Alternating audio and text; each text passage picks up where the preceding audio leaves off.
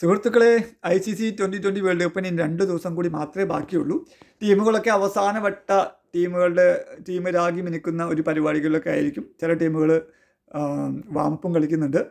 അപ്പോൾ എന്തായാലും ഈ വേൾഡ് കപ്പിനുള്ള പ്രത്യേകത, 2020 വേൾഡ് കപ്പിനുള്ള പ്രത്യേകത എന്ന് പറഞ്ഞു കഴിഞ്ഞാൽ ഒരു രാജ്യവും കിരീടം നിലനിർത്തി പോയിട്ടില്ല. ഇപ്പോൾ 2007 ഇന്ത്യ വേൾഡ് കപ്പ് എടുത്ത് 2008 വേൾഡ് കപ്പ് എടുത്ത് വേറെ ടീമാണ് എന്ന് പറഞ്ഞു കഴിഞ്ഞാൽ ഒരു രാജ്യവും ഇപ്പോൾ വേൾഡ് കപ്പ് എടുത്തതിന് ശേഷം ആ വേൾഡ് കപ്പ് നിലനിർത്തുന്നൊരു ശീലം ഉണ്ടായിട്ടില്ല. അപ്പോൾ ഈ പ്രാവശ്യം എല്ലാ ടീമുകളെ കമ്പയർ ചെയ്ത് നോക്കുമ്പോൾ ഇന്ത്യയാണ് ഏറ്റവും മികച്ച ടീം. ബാറ്റിംഗ് ആയാലും ബോളിംഗ് ആയിട്ട് ആശങ്കയുള്ളത്. ഇനി വേൾഡ് കപ്പായി വരുമ്പോൾ ബോളിംഗ് യൂണിറ്റും സ്ട്രോങ് ആവും. ഇപ്പോൾ ബാറ്റിംഗ് ആയാലും ബോളിംഗ് ആയാലും ഓൾറൗണ്ടേഴ്സ് ആയാലും മധ്യനിര ആയാലും ഫ്രണ്ട് ലൈൻ ആയാലും ഒക്കെ സ്ട്രോങ് ആണ് മറ്റുള്ള ടീമുകളൊക്കെ കമ്പയർ ചെയ്യുമ്പോൾ. അപ്പോൾ ഇന്ത്യക്ക് തന്നെയാണ് കിരീടം നേടാനും കിരീടം നിലനിർത്താനും ഏറ്റവും കൂടുതൽ സാധ്യതയുള്ള ടീം. 2024 എന്ന് പറഞ്ഞു കഴിഞ്ഞാൽ ഡിഫൻഡിങ് ചാമ്പ്യന്മാർ ഇന്ത്യയാണ്. അപ്പോൾ ഇന്ത്യക്ക് കിരീടം നിലനിർത്താൻ പറ്റിയ ടീം തന്നെയാണ് ഇത്. വേറെ പ്രത്യേകിച്ച് അത്ഭുതങ്ങളൊന്നും നടന്നില്ലെങ്കിൽ പാകിസ്ഥാൻ എന്തായാലും ഇന്ത്യ ആയിട്ടുള്ള മത്സരം ഉപേക്ഷിക്കും എന്ന് പറഞ്ഞ് നിൽക്കുന്നു. അപ്പോൾ എന്തായാലും ഇന്ത്യക്ക് ഫ്രീ ആയിട്ട് 2 പോയിന്റ് കിട്ടുകയും ചെയ്യും. അപ്പോൾ അതും ഇന്ത്യക്ക് ഒരു അഡ്വാൻറ്റേജ് ആണ് മുന്നോട്ടുള്ള യാത്രയ്ക്ക്. പിന്നെ എന്ന് പറഞ്ഞാൽ ഇന്ത്യൻ ടീം എടുത്ത് നോക്കുകയാണെങ്കിൽ ഓപ്പണിങ്ങിൽ ചെറിയൊരു ഡൗട്ട് ഉണ്ടായിരുന്നു, ആരിറക്കണം. സഞ്ജു, അഭിഷേക് ശർമ്മ, ഇഷാൻ, അഭിഷേക് ശർമ്മ ഏതായാലും തീരുമാനമായിട്ടുണ്ട്. മിക്കവാറും ഇനിയൊരു മാറ്റത്തിന് സാധ്യതയില്ല. ഇഷാൻ കിഷാൻ, അഭിഷേക് ശർമ്മ എന്തായാലും ആ കോംബോ തന്നെയായിരിക്കും ഇറങ്ങുക.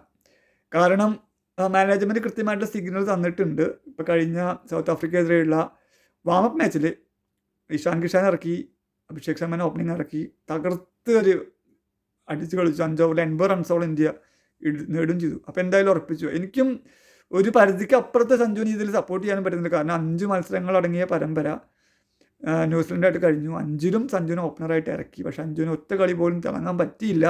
ഇനിയിപ്പോൾ സഞ്ജുവിന് ഓപ്ഷൻ കിട്ടുകയാണെങ്കിൽ, ഏതെങ്കിലും കളിക്ക് ഓപ്ഷൻ കിട്ടുകയാണെങ്കിൽ അതൊരു ബോണസാണ്. ആ ഓപ്ഷൻ നല്ലോണം കളിക്കാൻ സഞ്ജുവിന് പറ്റുകയാണെങ്കിൽ ചിലപ്പോൾ അവസരം കിട്ടിയേക്കാം. ഇല്ലാത്ത പക്ഷം 2024 ഇന്ത്യ വേൾഡ് കപ്പ് എടുത്തപ്പോൾ ആ വേൾഡ് കപ്പിൽ ഡഗ് ഔട്ടിൽ ഇരുന്നിട്ട് എല്ലാ കളി കാണാനായിരുന്നു സഞ്ജുവിൻ്റെ അവസ്ഥ. അതേപോലെ തന്നെയായിരിക്കും ഈ പ്രാവശ്യം.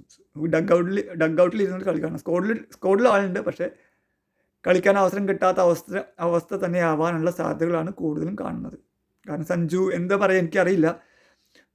ഏതെങ്കിലും ഒരു മത്സരത്തിൽ കഴിഞ്ഞ 5 മത്സരം ഏതെങ്കിലും ഒരു മത്സരത്തിലൊരു 50+ സ്കോർ ചെയ്തിരുന്നെങ്കിൽ, അല്ലെങ്കിൽ ഒരു 3-4 മത്സരത്തിൽ സ്ട്രെയിറ്റ് ആയിട്ട് തുടർച്ചയായിട്ട് 30+ റൺസ് എടുത്തിരുന്നെങ്കിൽ സഞ്ജുവിന് ഈ ബുദ്ധിമുട്ട് വരില്ലായിരുന്നു.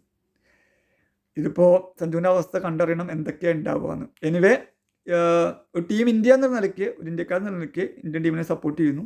അപ്പോൾ നല്ല കോമ്പിനേഷൻ തന്നെയാണ് ഇഷാൻ കിഷാൻ, അഭിഷേക് ശർമ്മ, സഞ്ജു ഓപ്പണിംഗ് ഇറങ്ങണം വേൾഡ് കപ്പിൽ നിന്നൊക്കെ ആഗ്രഹം. പക്ഷേ നടക്കും തോന്നുന്നില്ല. നമ്മൾ ആഗ്രഹിക്കുന്നതിനൊക്കെ ഒരു പരിധിയുണ്ട്. അപ്പോൾ ഇഷാൻ കിഷാൻ, അഭിഷേക് ശർമ്മ ആ കോംബോ വിചാരിക്കുമ്പോൾ എനിക്ക് ഓർമ്മ വരുന്നൊരു കോമ്പിനേഷനാണ് പഴയ കാലത്ത് എന്ന് പറഞ്ഞാൽ 2010, 2000, 2010 ആ കാലയളവിലൊക്കെ ഒരു ഇടിമിന്നലായിട്ടുള്ളൊരു ഓപ്പണിംഗ് കോംബോ ഉണ്ടായിരുന്നു. അന്ന് 2007 സ്റ്റാർട്ട് ചെയ്യണത്. പക്ഷേ 2020 തുടങ്ങുന്നതിനൊക്കെ മുമ്പും 2020 തുടക്കത്തിലും വേൾഡ് ക്രിക്കറ്റിൽ ഇടിവെട്ടായ 2 ലെഫ്റ്റ് ഹാൻഡേഴ്സിൻ്റെ ഒരു കോംബോ ഉണ്ടായിരുന്നു. യെസ്, ഓസ്ട്രേലിയയുടെ ബോളർമാരെ പേടി സ്വപ്നമായ ആദം ഗിൽക്രിസ്റ്റ്, മാത്യു ഹേഡൻ. ആ ഒരു കോംബോ ആയിട്ടാണ് എനിക്ക് ഈ ഇഷാൻ കിഷാൻ, അഭിഷേക് ശർമ്മ കോംബോ ആയിട്ട് കണക്ട് ചെയ്യാൻ പറ്റുന്നത്. ലെഫ്റ്റ് ആൻഡ് റൈറ്റ് കോമ്പിനേഷൻ എപ്പോഴും നല്ലതാണ്. അത് ഫീൽഡേഴ്സിന് അങ്ങോട്ടും ഓടിപ്പിക്കാനും ഫീൽഡിൽ ചേഞ്ചസ് നടത്താനൊക്കെ ക്യാപ്റ്റന്മാരെ നിർബന്ധിതമാക്കും. അതിനൊരു കോമ്പിനേഷൻ നല്ലതാണ് ലെഫ്റ്റ് ആൻഡ് റൈറ്റ്. പക്ഷേ ഈ ലെഫ്റ്റ് ആൻഡ് റൈറ്റ് കോംബോനൊക്കെ തച്ചുടക്കാൻ പറ്റിയൊരു കോംബോ ആയിരുന്നു മാത്യു ഹേഡനും ആദം ഗിൽക്രിസ്റ്റും ഓസ്ട്രേലിയക്ക് നൽകിയിരുന്നത്. 2020 ആയത്തിലാണെങ്കിലും ഏകദിനത്തിലാണെങ്കിലും അതൊക്കെ നമ്മൾ പലവട്ടം കണ്ടിട്ടുണ്ട്. അപ്പോൾ അതുപോലത്തെ ഒരു ഡെഡ്ലി കോംബോ ആയിട്ട് വളരാൻ ഇവർക്കും സാധ്യതയുണ്ട്. അപ്പോൾ എസ് എ ഇന്ത്യക്കാരൻ ഒരു ഡെഡ്ലി കോംബോ തന്നെ അവർ തന്നെ സ്റ്റാർട്ട് ചെയ്യട്ടെ. സഞ്ജുവിന് ചാൻസ് കിട്ടുകയാണെങ്കിൽ അത് നല്ല കാര്യമാണ് എന്ന് മാത്രമേ ചിന്തിക്കുന്നുള്ളൂ. അപ്പോൾ എന്തായാലും വേൾഡ് കപ്പ് തുടങ്ങുന്നു. ഇന്ത്യ ഉഷാറായിട്ട് കളിക്കാൻ വരട്ടെ. ഇന്ത്യയുടെ ബോളിംഗ് ഡിപ്പാർട്ട്മെൻറ്റാണ് ഇത്തിരി സ്ലൈറ്റായിട്ട് ബുദ്ധിമുട്ട്, ഇത്തിരി പുറകോട്ട് വന്ന് നിൽക്കുന്നത്. പക്ഷേ വേൾഡ് കപ്പിൽ ജസ്പ്രീത് ബുംറ, പിന്നെ അർഷദീപ്, അവർ നേതൃത്വം കൊടുക്കുന്ന പേസ് നിര ഫോമിലേക്ക് വരും പ്രതീക്ഷിക്കുന്നു. പിന്നെ സ്പിന്ന് നിയന്ത്രിക്കുന്നത് വരുൺ ചക്രവർത്തിയാണ്.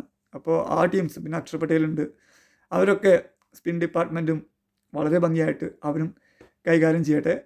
പിന്നെ ഉള്ളത് പാർട്ടൈം പേസർമാരായിട്ട് ഹാർദിക് പാണ്ഡ്യ, ശിവൻ ദുബെ ഉണ്ട്. അപ്പോൾ അവരും നല്ല രീതിയിൽ കളിക്കട്ടെ. പിന്നെ ഫിനിഷർ റോളിൽ 3 പേരുണ്ട് ഫിനിഷർ റോളിൽ തിളങ്ങാൻ പറ്റിയത്. ഹാർദിക് പാണ്ഡ്യ, റിങ്കു സിംഗ്, പിന്നെ ശിവൻ ദുബെ.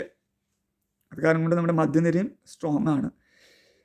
അത്ഭുതം വേറെ സംഭവിച്ചില്ലെങ്കിൽ ഇന്ത്യ കപ്പെടുക്കും. അമ്മാതിരി കപ്പാസിറ്റിയുള്ള ടീമാണ് ഇന്ത്യയുടെ.